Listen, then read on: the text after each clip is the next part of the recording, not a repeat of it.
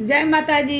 एगो रउआ लोग के हम माता जी के भजन गा के सुनावत तनी गीत कि शिव चर्चा में भी गवाला एहुंगती गा सकतनी।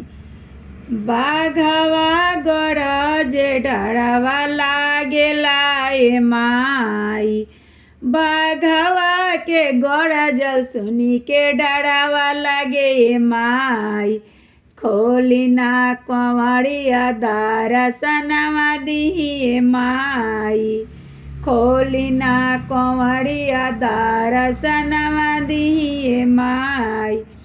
लाल का चुनरिया लेके आइल बनी माई, लाल का टिकुलिया लेके आइल बनी माई।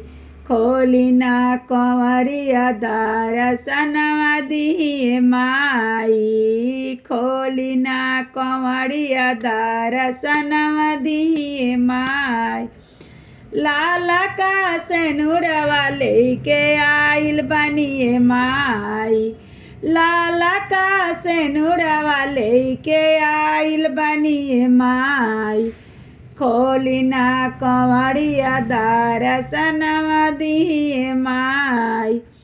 स्वामी जी के संगवा अपना आइल बनी माई, बेटा से पतोहिया लेके आइल बनी माई।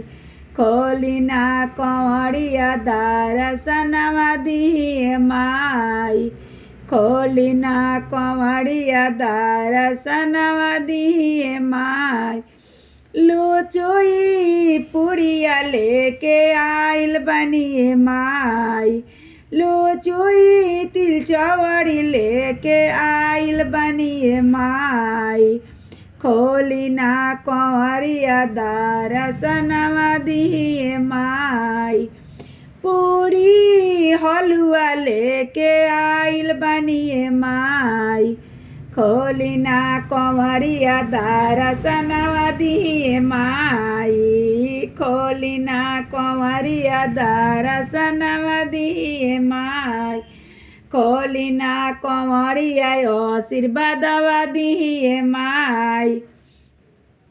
ई माता जी के गीत बारह वालों के पसंद पड़ी तो पक्का हमरा के सब्सक्राइब कर मत भूलें।